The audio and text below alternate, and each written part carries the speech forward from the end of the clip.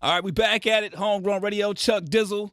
Man, we live and direct, man. Another homegrown conversation, another homegrown alumni. It's been 8 years, bro, since we actually sat down and talked. I was looking at the YouTube the other day, and I'm like, dude, it's been some time now. I've seen you out and about.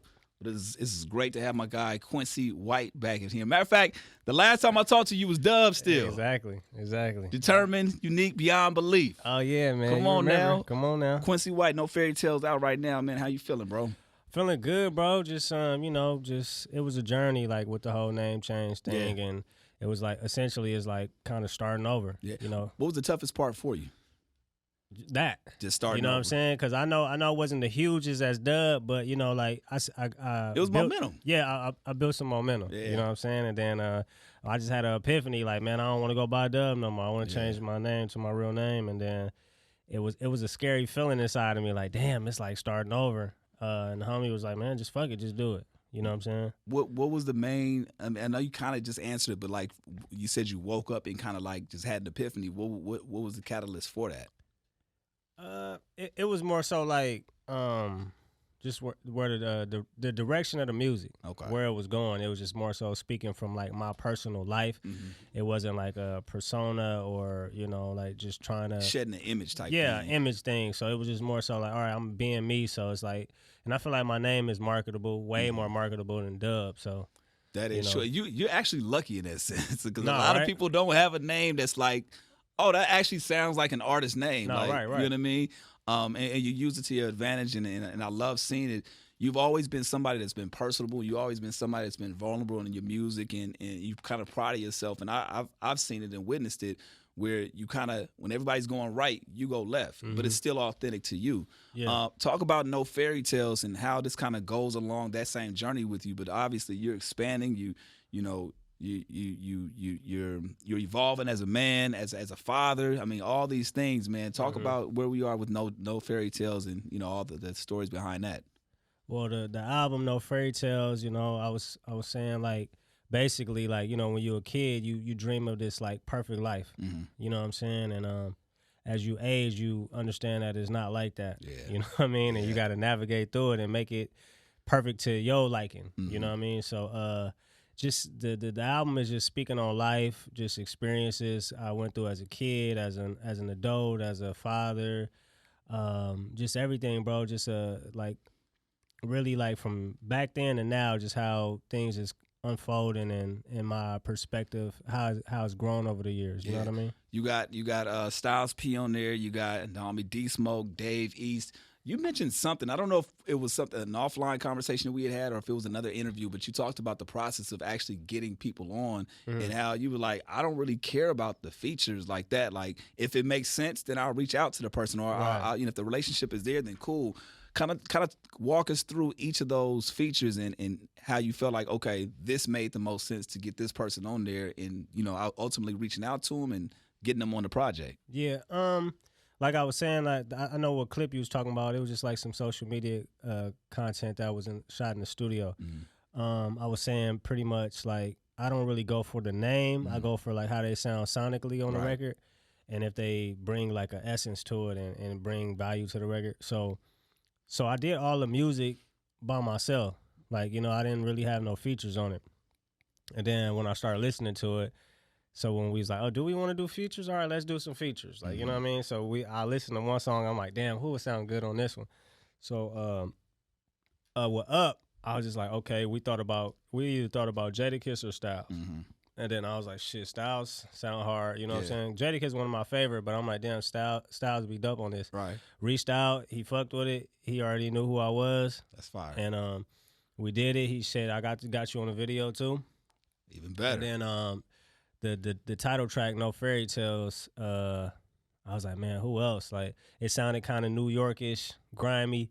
I'm like, well, I already got the legend on Up, you know what I'm saying? So let me go after somebody kind of newer, somebody in my like age bracket. I'm like, all right, Dave East. Mm-hmm. So I mean, I've been knowing Dave since like 2014.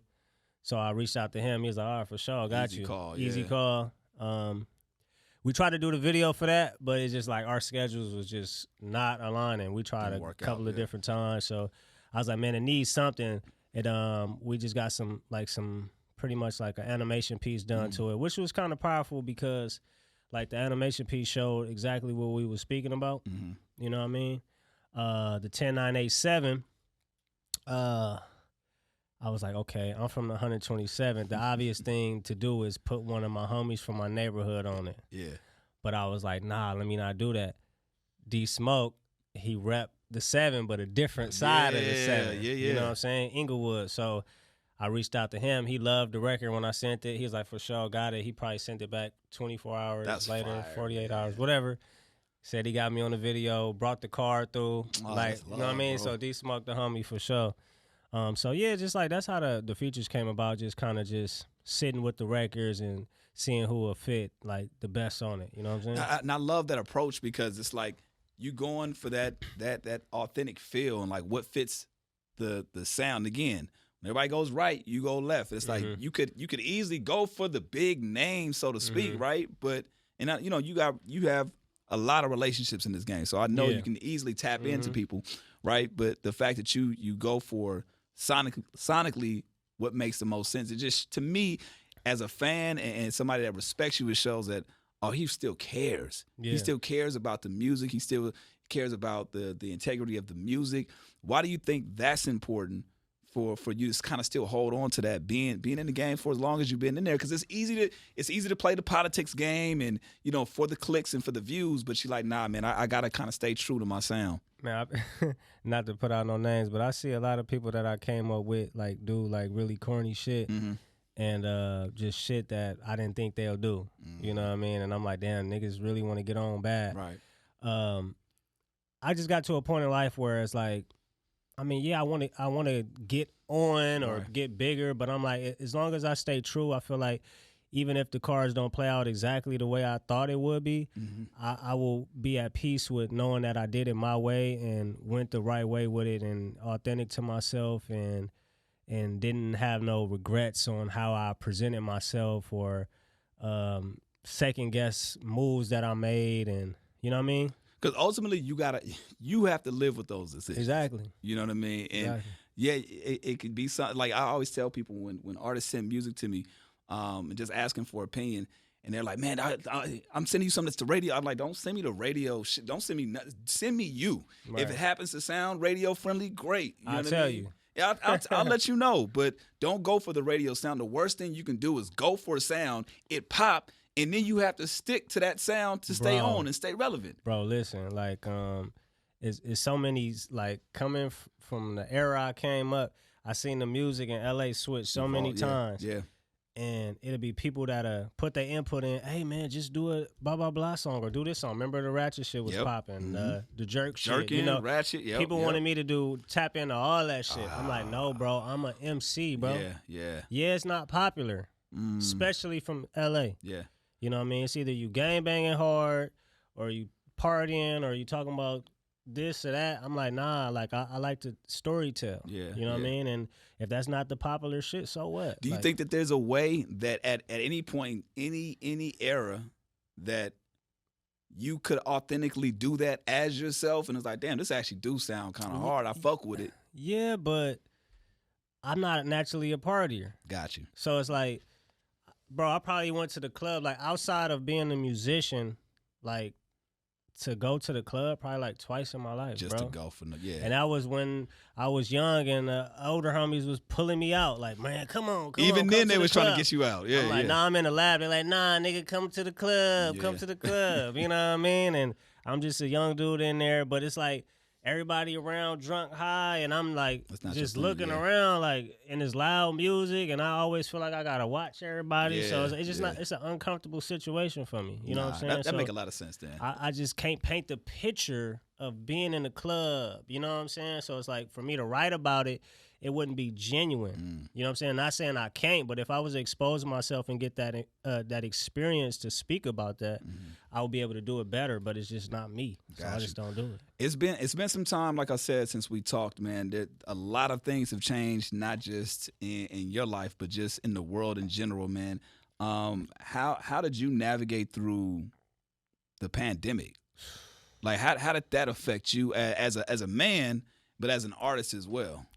it just lets you know, like, the pandemic was like, bro, get your shit together. Word. You know, like, you can have a spot, you can have a car, all that, but once that shit got shut down, it lets you know what you really working with. Mm-hmm. You know what I mean? And it's like, okay, when the world cut off, it's like, what do you have to lean on? Yeah. You know what I'm saying? And it seemed like everything was slow. Like, even like people wasn't posting so much on the internet. People was leaning on each other content more because it was like that's all it was to look at.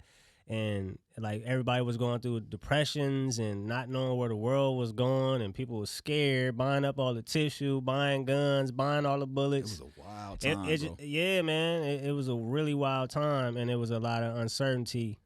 So, you know, climbing out of that, I feel like a lot of people probably still haven't bounced back from the pandemic mentally. Yeah.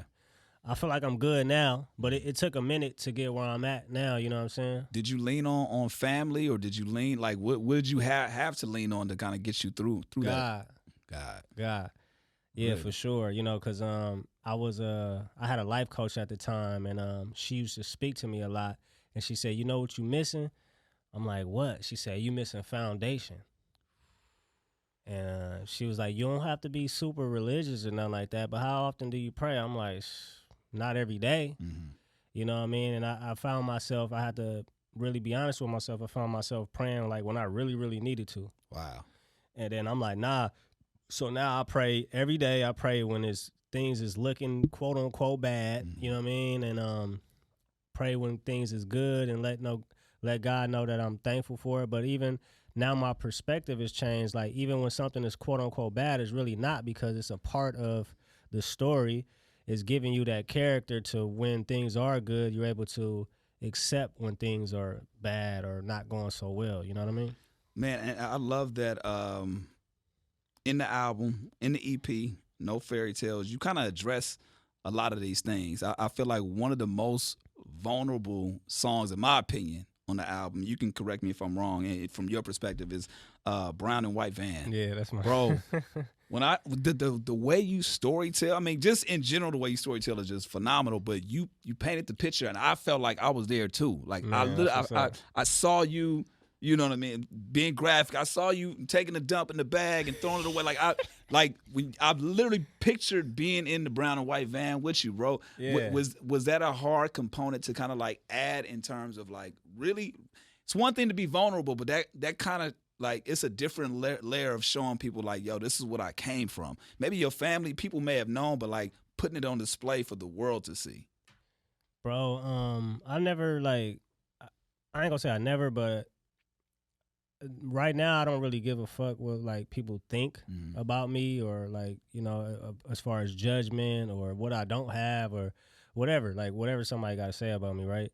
So it's like, I feel like when I speak on things that's very personal, it lets the person that's listening to me know that I'm a human, because sometimes when we grow up as kids and we see celebrities or people that we idolize, like basketball players and musicians and actors, we think these people are different than us. Yeah. You know what I'm saying? Just because they at a certain level.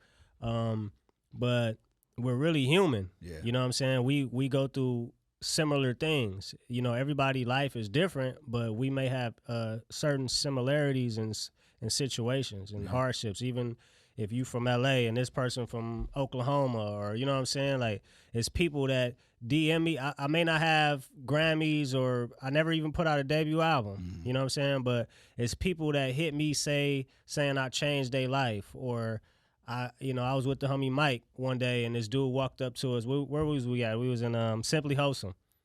Dude just got out of doing from 13, 12 years. He was like, oh, bro, are you Quincey White? I'm like, yeah, what's up, bro? He's like, oh, bro, I'm a huge fan. You got me through my bid.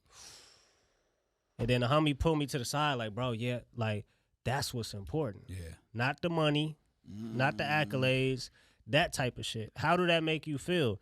And I had to just sit with it like, damn, like, because sometimes I do be feeling regular because I didn't get to the, you know, the biggest level or something like that. But when I see the level of respect people have for me, or even my peers that's bigger, when my name come up, oh, he's a legend. He's one of the coldest ever out the city.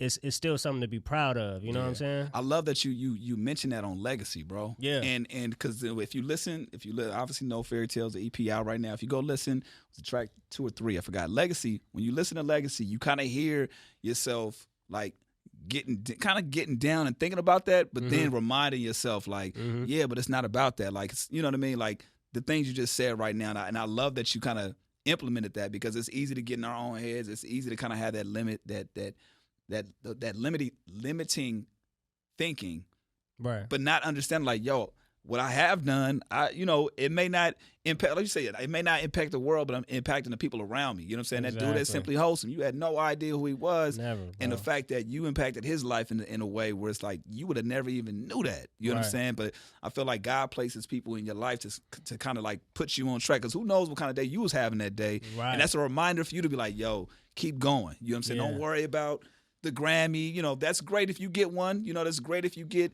accolades and platinum out, like all these things that, as an artist, you rightfully so to kind of like want to achieve these things. Right. But if you don't, that doesn't place a value on who you are. You know what I'm saying? I love that you mentioned that in Legacy. Yeah, man, I was, first of all, if I didn't say it already, congratulations on the project. Thank you, bro. I loved it, man. And I love how you continue to continuously evolve. And you stick to your code. One thing I want to bring up is being accountable. You mentioned it on Tough Love, right? How do you hold yourself accountable? You mentioned it in the song, like, your team doesn't have to. You said, quote me if I'm wrong. You said your team doesn't have to worry about you.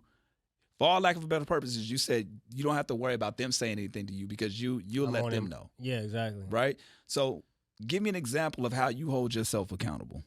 When I said, even that line I said, scrolling down my timeline, all I see is booty pics and wonder why life giving me the ass end of the stick. Like, I literally was like going, because like Instagram is a tool. But I was on it just liking bad bitches, bro. BS. Like, you know what I'm saying? Double tap. Every bad bitch I seen sliding in the DM. You know what I'm saying? And I'm like, dude, what the fuck are you doing? Right. Like, you don't want nobody. You don't want these girls, bro. You want to smash and get on with yourself. But I'm like, you to this age where you're not married. You know what I'm saying? You don't got a girlfriend. You just doing what you want to do. And I'm just like, dog, like, is this? So now I'm just moving more intentional. I had to unfollow a lot of that shit. You know what I'm saying? Not be so, quick to jump on a girl because she look good. You know what I'm saying? Now I'm just attracting what I want. You know what I'm saying? And you slide off of them, you back up off of them, they come to you. But how do you deal with that then? Because then it's the temptation coming back. You know what I mean? Even with that though, like I don't mess with anybody that's just cute, bro. Like, you know what I mean? I gotta connect with you on a deeper level now at this point. So walk me through this, right? You stay away from them, right? Yeah. The attraction comes to you. Do you leave them on red? Nah. You leave them on scene? Do you let them know? Okay, I see the message. It just depends on how a woman come at me. Okay. You know what I'm saying? Like, if it's like some ghetto shit, like, nah, like, I already know what type of shit you on. So when the ghetto shit comes, do you acknowledge it? I laugh it off. Okay. You know what I'm saying? Like, if they say some crazy shit, I just like put a heart on it or the laugh emoji, something to let them know. Why not just cut it off? No, I'm saying if it's a random girl hitting me. I'm saying, well, why not just cut it off? Like, nah, hey, Queen, this ain't the time I'm on.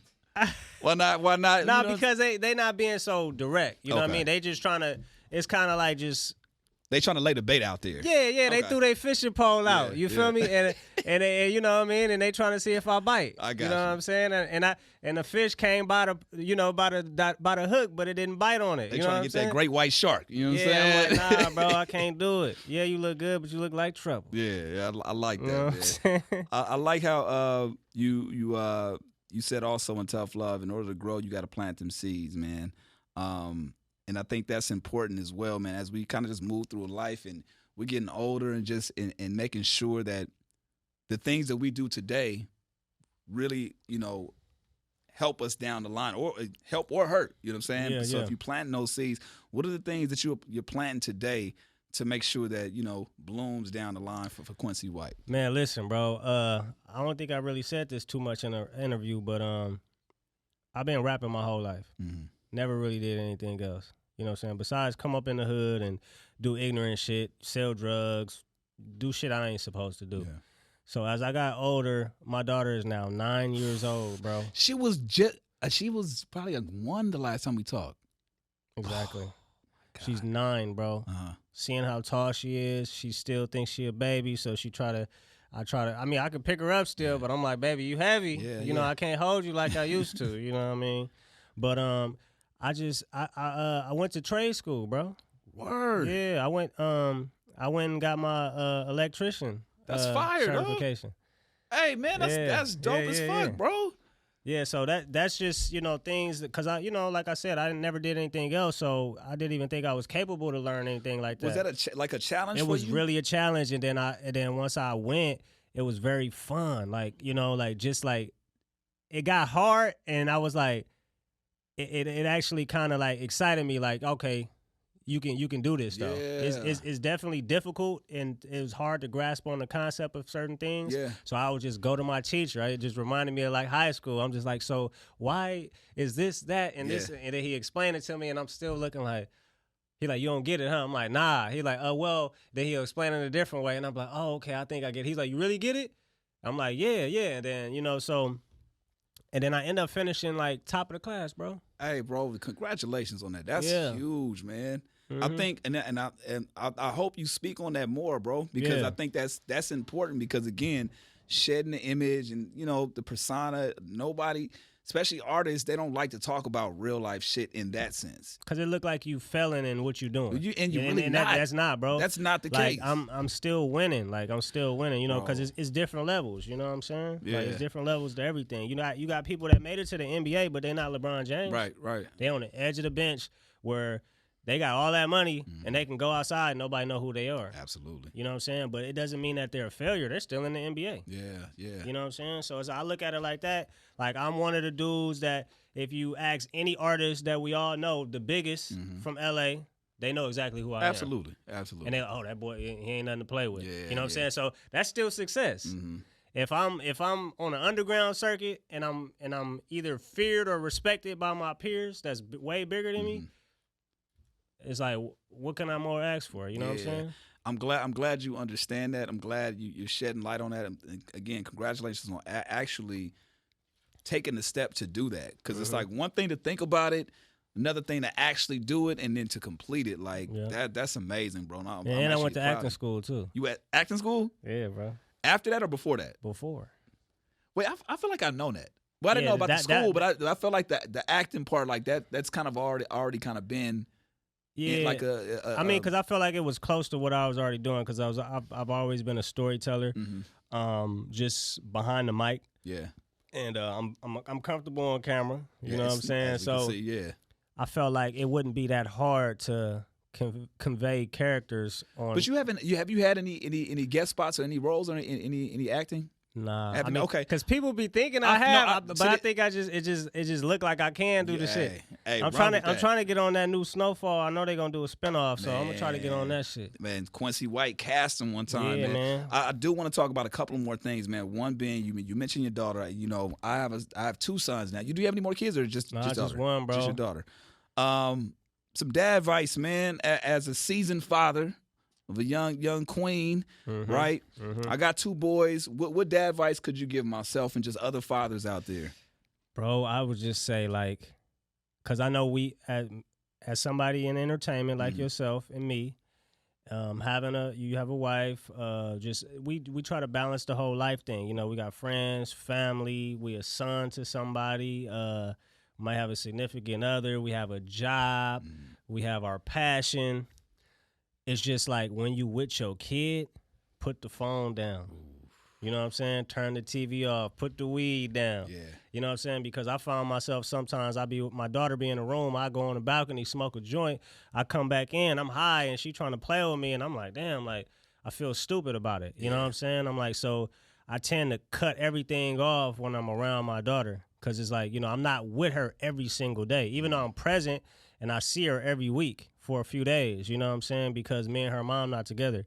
But just be very, very, like, present, intentional with your time, with your kid, and just the most important thing is just that quality time, not what you buying them, not what you can do for them. You know, just that love, man, that genuine love. It was a wake up call one day. My son told, he was like, "Daddy, you're always on your phone." I'm like, "Oh, damn, okay." And how old was he when he said that? This was probably like 2 years ago.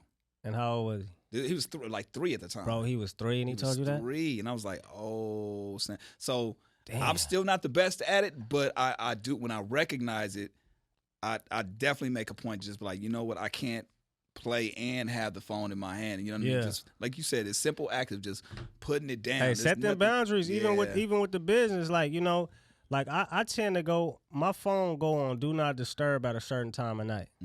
My artist homies hit me up and they clown me. Man, why the fuck you got your phone on do not disturb, man? You an artist, da-da-da. I said, listen, homie, I'm a man. Right. And at a certain time, I don't want no grown man hitting my phone. Like, straight up. Like, you hitting me at... Talk about what you doing at past minute. What? Like, what you bro, mean? Yeah. Bro, I'm not 20 years old no more, bro. Like, I'm in the bed or doing something. You know what I'm saying? So it's like, I don't care about that shit, bro. Like, but yeah, it's just like, just being intentional with your people, man. That's reassurance. I needed that. Thank you, man. Yeah. I want to get on the production for No Fairy Tales. Mm-hmm. To me, and I want you to shout out the producers, everybody that's involved, man. Okay. It reminded me of, so I'm a big Pac fan, right? Okay. It reminded me of, like, sonically, kind of like the gang-related soundtrack, right? That's big. And the mixed with, what's the soundtrack? What's the movie 50 did? Is Get Rich or Die Trying? That was the name of the movie? Yeah. But whatever, was that the soundtrack also? Yeah. Because I feel like Get Rich or Die Trying, that was his first album, right? Yeah, but he had it was a movie. He had the movie. He had to Get Rich or Die Trying, the album. Then he had what's the movie? Get Rich or Die Trying? Whatever the soundtrack was. Yeah, it was Get Rich or Die Trying soundtrack. Okay. It reminded me of the soundtrack. Like that, it kind of like a mixture between those. You know what I'm saying? Sonically. Like there was obviously, you know, it was I don't want to put East and West on there, but what I'm trying to say is the quality was there, right? And it was something that was very reminiscent of, like, when I was really active in purchasing music back in the day. It sounded nostalgic. It's that nostalgic feeling, bro. Yeah. So it was only 2 production teams on it. The Frost team. Okay. And 1 Million Spooks. Nice. Yeah. So the Frost team is the label that Frost has, and 1 Million Spooks is a production team. So they did all the music, bro. Congrats. Salute to them, man. And honestly, this is their first project. Word. Yeah. Yeah. So they contacted me and wanted to do a project, and they just really been like all in with it. Like, you know, just everybody putting their resources in and really trying to get this thing to the next level. So shout out to them, man. They've been doing their shit. Phenomenal work, man. Phenomenal work. Cohesive. Now, was that something where they gave you all the music? You guys worked together? What was the process like? I mean, we talked every day. Okay. I mean, we all live in different places right now, but you know, FaceTime, WhatsApp, whatever we was on to talk. They just sent the music, and I just did what I did. And I sent it back, and they fucking with it, and then we just collabed on, like, okay, let's put this person on it. That's, you know, take the drums out here, add some piano here, like whatever. So like we just all just came together, collaborated on it, and it just came like that, man. No Fairy Tales EP out right now. Quincey White, I gotta ask you this: the year can't end without you doing what? What are you manifesting? I know you mentioned the trade school thing, so it might be some things in that, career wise, goal wise, personal. What are some things you're thinking about that you gotta make sure you do before the year ends? This year, I would say some type of big TV show or movie role. I would say some type of deal. Okay. You know what I mean? Whether it's a big model, because I still do the modeling stuff too. That's been going pretty good. I think that's what modeling, I was thinking about. Voiceovers. Yeah, okay. Yeah, okay. I've been doing a lot of that too. So just getting like just building on what I already have, really. I can't end the year without pouring more into all those things that I got going on. Really just because I feel like this is the year, this is the Kobe year. Yeah. And I really, more than ever, I'm hungry like I used to be like when I first came in. Because I think over the years, a lot of us lose a little bit of hunger just because we get tainted by the industry and how it is and the politics. So now I'm just hungry again. You know what I mean? I'm not really like gun-ho about like projection. Like, you know, I'm just kind of just putting my all into the effort and the quality of what I do and just letting that speak. Because ultimately, like, we can't control the outcome, bro. The outcome. Yes. We can control our output. Exactly. We can't control the outcome. Exactly. And that's something I'm you hit it on the nose, bro. I'm learning this year, man. I'm being very intentional about applying that because I'll tell you, like, I'll get in my head about some shit. Like, that's normal though, bro. Bro, man, so I'm learning to understand, like, yo, I can't control the outcome, but I can control the output. So I'm glad. Again, another reminder. Before we wrap up, I know you've said this in the past that until you drop the album, right? You're gonna continue to put EPs and projects out, 7 songs, keep the theme rolling. How close are you to that? Do you feel like, okay, I think I have a body of work that can be album worthy, or are we not there yet? Or I don't even think it's really the body of work that's not ready. I just always felt like I wanted the biggest like push for my album.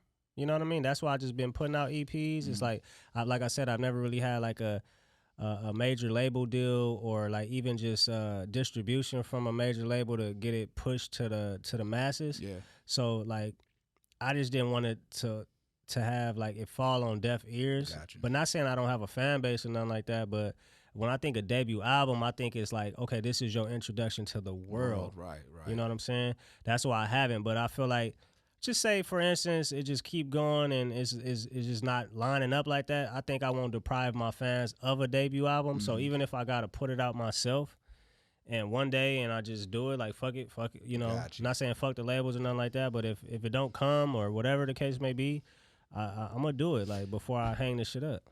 I got a challenge for you. Maybe it's a challenge. I don't know. I'm just thinking off the cuff right now, right? So it's the Kobe year, 24. So next year will be 25, right? And that'll be 7, right? 2 and 5, right? 2 and 5. So I'm thinking either this year, leading into next year, you either drop 7 EPs and then lead it up with the album, dropping in the 25th. So 7 EPs this year? 7 EPs, okay. Or maybe the year 7, you drop 7 EPs next year. And if that leads into a situation of the album being there, cool. If not, I don't know, just something about that 7 maybe number. Maybe the debut album, I just do an A side and a B side, and they both have 7 songs. Whatever floats your boat, bro. Yeah. Whatever makes the most sense. Trust me, bro. Before I feel like I'm done with music, I'm gonna give the people an album. You really feel like you'll be like you want to wrap it up, like hang it up at some point? I mean, I don't think I'm gonna be 70 or 60 rapping. You know what I'm saying? Like, even if I'm able to, like, you know what I'm saying? Really? The only reason why I say that because I feel like 10, 20 years ago, it's kind of like the mentality. Yeah, I know Jay like almost 60 damn near, right? Jay damn near 60 doing it, right? And when I just think of just great music, I think of Stevie Wonder. Stevie Wonder ain't talking about retiring anytime soon. Yeah. When I think of just great music, when you think of legacy acts, you don't think. I just don't. I feel like hip hop is the only genre where we. I was just about to say that, bro. I think that's the only genre where you be like, oh, he 40, he old, or he close to 40, or man, he 50. Then he still rapping, like. I feel like those Willie Nelson, how old is he? Like 90, 98 or some shit like that. I feel like those that I don't know. It could be hilarious. Who knows? But I just think that not. First of all, I don't like the idea of announcing retiring. So don't ever announce that. Yeah, just stop. Just don't. if you gonna stop, just don't announce that you're done. Because the moment you come back with another project, it's like, hey, I thought this nigga was done. I thought you was done. Yeah. A few rappers did that. You know what I'm saying? I think Hov did it. They all do it. Chuck did nobody ever stops. Nah. Nobody's ever retired and has been done. To my knowledge, I could be wrong. But because it's addicting, bro. Because like, especially if you know you still got a lot in the tank. exactly. You know what I'm saying? Okay, maybe right now I just feel uninspired. I feel unmotivated. Like I don't want to do it right now. Right. Okay, take some time off. Like go like Andre 3000. He playing the flute he now. playing the But damn flute, I think he gonna come back with some shit on niggas, bro. I Yo. promise you. Because Stacks is like he's like the people know he's elite. Absolutely. But I think people really don't know like how dope he is, bro. Like with the pen. I think that's again going back to that's a him thing.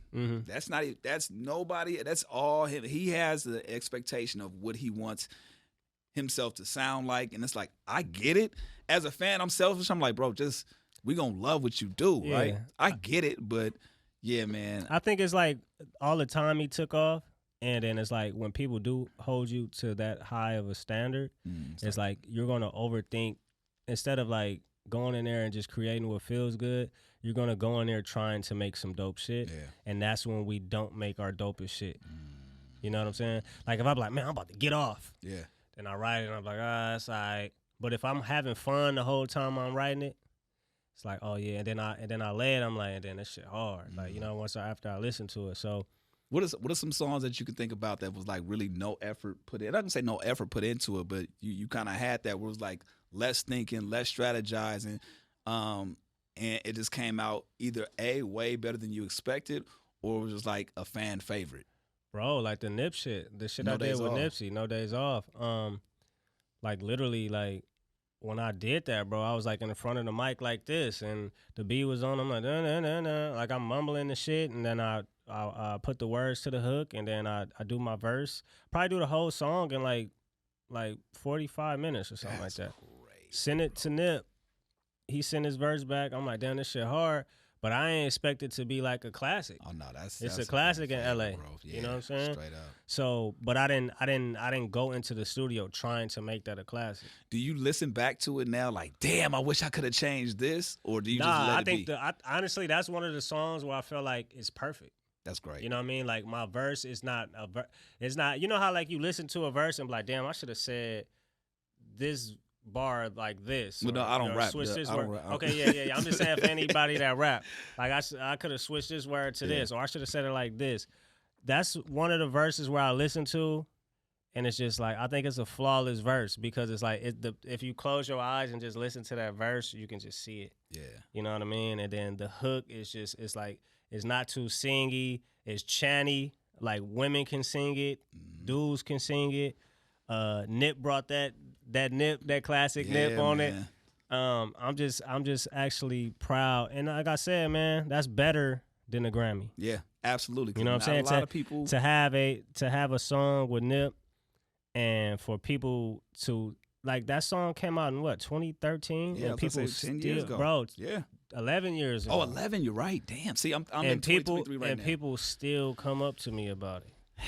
You know what I'm saying? So Yeah. I don't think a lot of people have songs like that. No, they don't. That's, they don't. You know?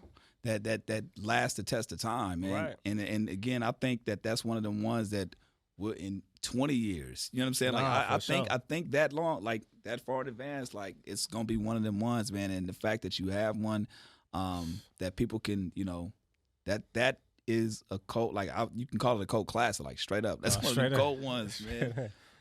Is there anything that we haven't scratched the surface on or talked about? I know it's been some time since we chopped it up, but you want to make sure that the people know.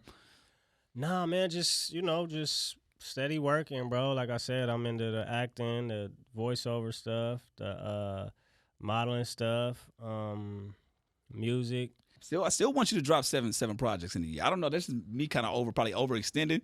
How do you work? Your work ethic when it comes to like putting music together. Do you work relatively fast? I'm gonna be honest. When I was a little younger, I used to just be in the studio all day, every day.